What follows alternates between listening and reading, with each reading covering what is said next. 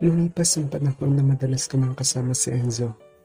Pinaparamdam niya din sa akin kung gaano niya ako pahalagahan. Madalas siyang sweet sa akin, pero hindi ako makaramdam ng special feelings para sa kanya. Hanggang pakikipagkaibigan lang talaga ang kaya kong ibigay. Madalas ko din mapansin si Jake na nagtatampo at nagsiselos. Hinahayaan ko lang. Mas makakabuti na din ito para sa amin. Upang makalimutan ko kung ano ang status niya sa puso ko. Madalas niya din naman kasama si May at sa tingin ko ay seryoso na siya doon. Nakagraduate na din ako at nakahanap ng unang trabaho bilang isang accounting staff ng isang kilalang mall. Tumagal din ako ng 1 taon at kalahati. Saka ako nakareceive ng offer para magtrabaho sa Middle East. Naisip kong i-grab ang opportunity. Sigurado ka na ba dyan, Bok? Tanong sa akin ni Enzo. Bok kasi ang tawagan namin. Pareho kasi kaming may maliliit na acne marks. Pero hindi naman halata. Kunti lang. Nasa bubong kami ng bahay nila at nagkakape. Oo, Bok. Mabuti na ito para makalimutan ko na ang nararamdaman ko kay Jake. Paano si Jonah? Naintindihan naman niya ang desisyon ko. Alam ko masakit sa kanya, pero ayoko din kasi maging unfair sa kanya. Girlfriend ko siya pero iba ang laman ng puso ko. Kaya humingi muna ako ng time para hanapin ang sarili ko. Paano ako, Bok? Pag-aalangan niya. At tingin ko nahiya siya sa tanong niya. Pinaharap ko siya sa akin at kinitian. Huwag kang mag-alala. Ikaw pa din ang best friend ko at hindi kita ipagpapalit. Ngumiti lang siya pero malungkot pa din. Hanggang best friend na lang talaga ako sa'yo. Nagsusumamo niya habang nakayuko. Mahalaga, may relasyon tayo kahit hanggang best friend lang. Ayaw mo nun, ang habang buhay na label na yun. Ngumiti na lang siya. Alam niya naman na buong na ang desisyon ko. Bago nagpaalam na binigyan niya ako ng jersey shirt ng Chicago Bulls na may surname ni Derrick Rose at number 1. Hanggang ngayon, paborito ko pa din suotin. Remembrance niya daw sa akin. Binigyan ko din naman siya ng paborito kong branded na jacket. Buhay na buhay pa din ito. Hindi niya daw masyado sinusuot para daw hindi kumupas. Dumating na ang araw na aalis na ako para mag-ibang bansa. Mahirap para sa akin dahil first time ko magwo-work sa ibang lugar.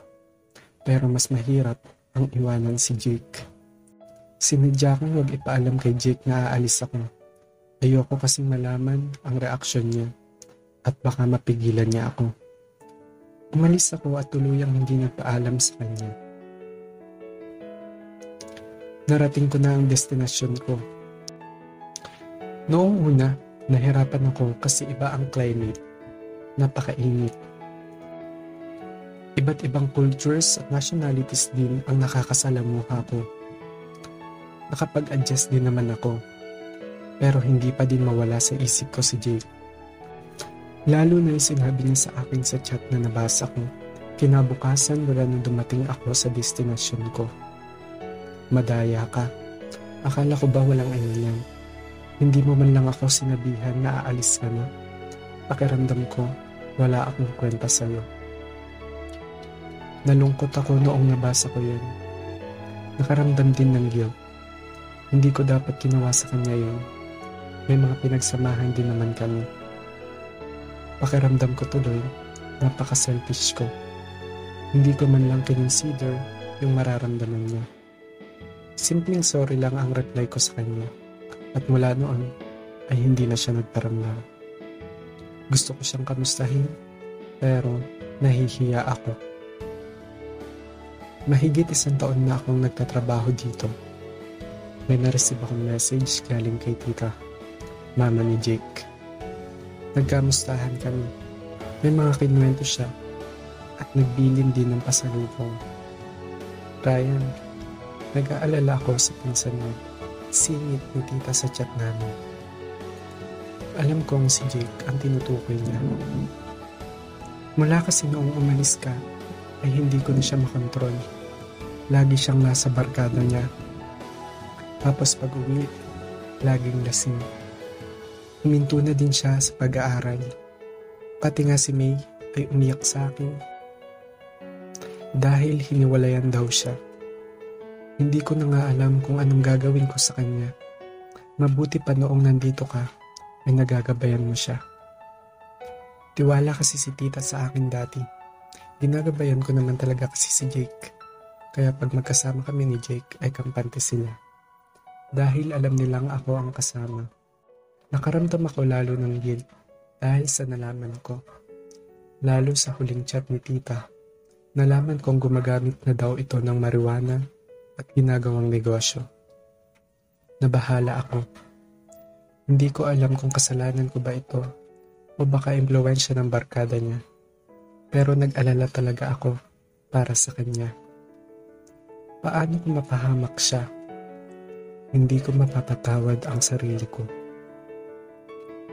Sobra akong nag-alala sa kanya hanggang sa matapos na ang kontrak ko. Umuwi ako sa Pinas, pero tanging si mama lang ang nakakaalam. Ayoko kasing magpasabi para surprise na din. Sobra akong na-excite dahil muli ko masisilayan ang Pinas. Pero nangangamba pa din dahil naiisip ko ang kalagayan ni Jake. Nagagalit ako sa kanya. Pero di ko din maiwasan magalit sa sarili ko. Pakiramdam ko, isa ako sa dahilan kung bakit siya nagkakaganoon. Masayang masaya sila sa pagdating ko. Nagsipuntahan kasi silang lahat noong nalaman nilang nasa Pinas na ako. Nagpahanda ako at nagpainom. Pero may isang tao akong gustong makita. Si Jake. Pero wala siya. Hindi siya dumating. Sigurado naman akong alam niya na nakauwi na ako dahil pinasabi ko iyon kay tita. Pero bakit wala siya? Nalungkot ako. Nagagalit sa sarili. Bukas na bukas ay pupuntahan ko siya. Pinuntahan ko siya sa bahay nila. Si tita at si Jessica lang ang nandoon. Gabi na, wala pa din si Jake. Nasa barkada daw, sabi ni tita. Naghintay lang ako. Inaya ako maghapunan ni tita. Tapos bumalik ako sa veranda at naghintay. Nagpaalam na din sila tita na matutulog na. 12:00 na, wala pa din si Jake. Nakaramdam na ako ng antok at naisipan ko na sanang umuwi. Pagbukas ko ng gate, nakita ko si Jake. Lasing. Pero napahinto siya nang makita niya ako. Come a little closer, flicker and fly.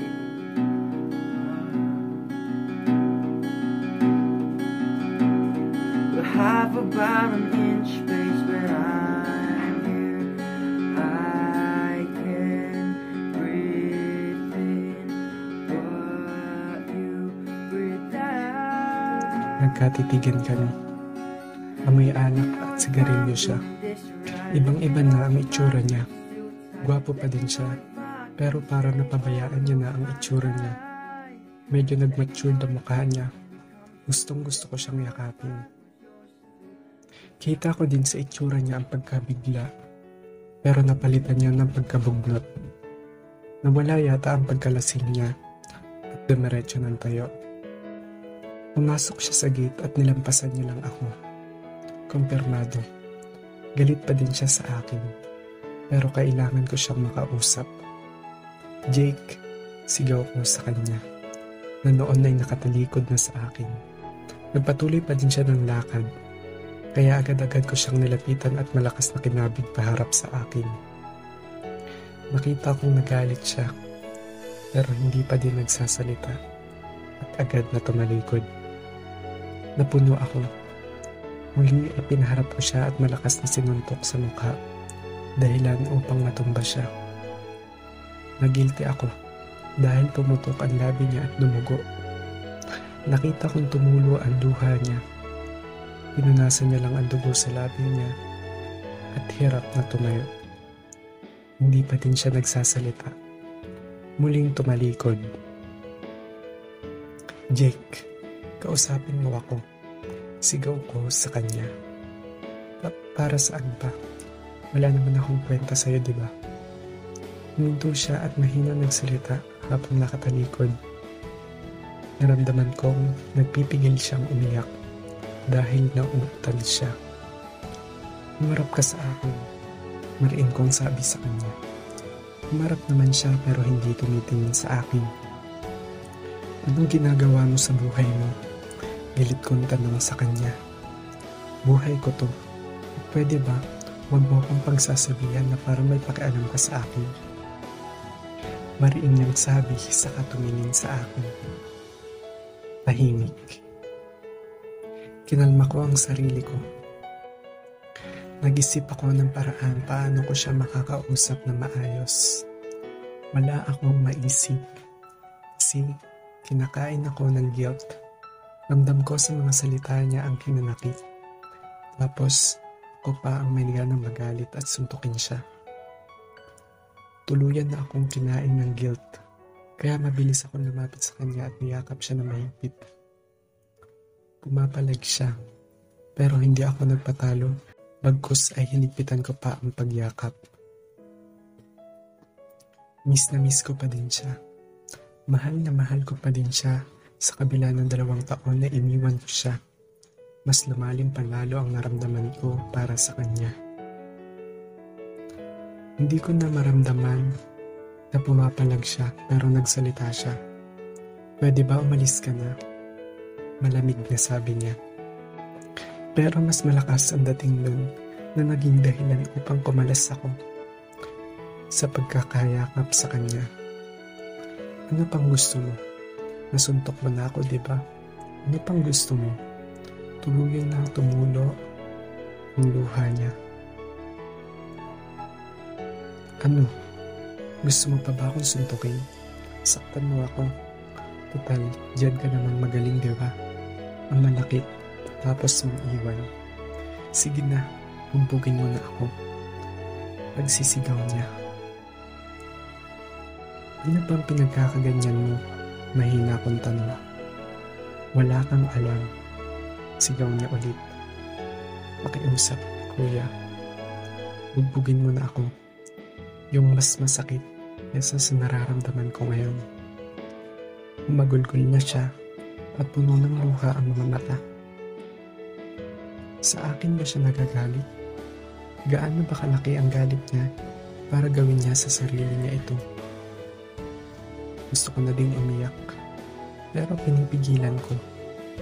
Naguguluhan ako, hindi ko alam kung ano ang sasabihin ko. Tumahimik saglit at tanging hipmi na lang ang naririnig ko. Sa akin ka ba galit? Yun lang ang naisipan kong itanong. Tumingin siya sa akin habang umiiling at ngumiti na parang naiinsulto. Tsaka muling tinalikuran ako. Kausapin mo ako. Huwag na huwag mo akong tatalikuran, Jake. Kuya mo ako. Nainis ulit ako dahil nabastos ako sa ginawa niya. Huminto siya. Oo, alam ko. Kuya kita at pinsan mo lang ako. At kahit kailan ay hindi ko na mababago yun. Malamig na sabi niya. Naguluhan ako sa sinabi niya. Naghinala ako kung ano ang ibig niyang iparating. Pero hindi ko naisip yun kahit dati. Hindi ako makapagsalita. Napayuko at nag-isip. Nagpatuloy siya. Matagal ko nang gustong sabihin sa'yo to. Sinubukan ko dati.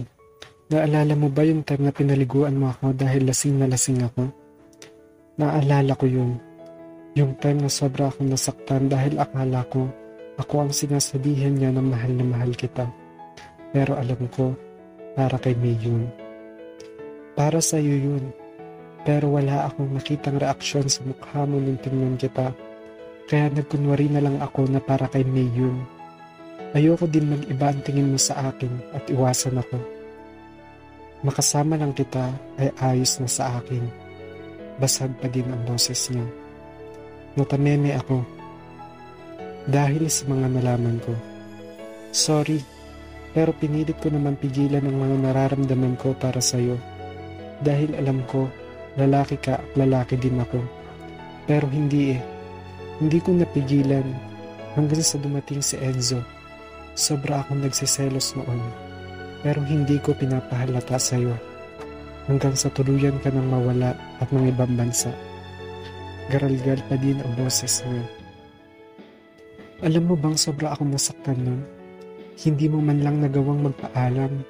Hindi mo man lang nagawang magpakita bago ka umalis. Pakiramdam ko, wala akong kwenta sa'yo. Tuluyan nang tumulo ang luha ko. Nagpatuloy pa din siya. Tanggap ko naman na hanggang pinsan lang ang tingin mo sa akin. Pinilit kong huwag masaktan, pero anong magagawa ko? Mahal talaga kita eh. At talo ako.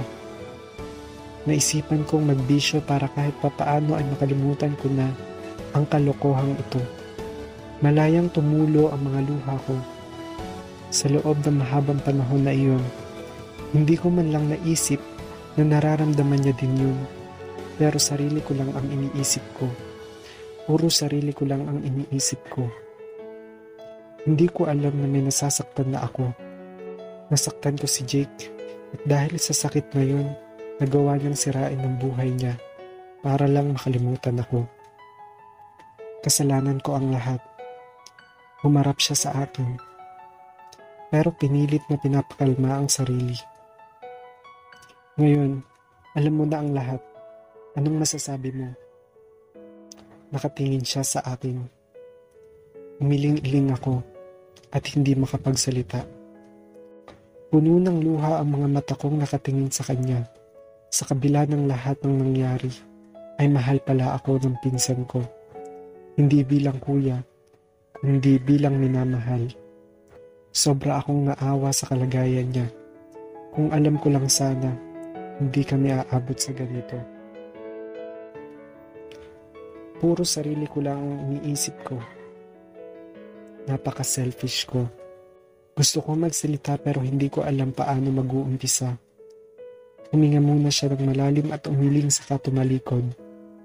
Tuluyan na siyang nakapasok sa bahay nila. Jake! Pagtawag ko sa kanya. Pero alam ko, hindi niya na narinig yun. Kasabay kasi nun, yung pagsara ng pinto.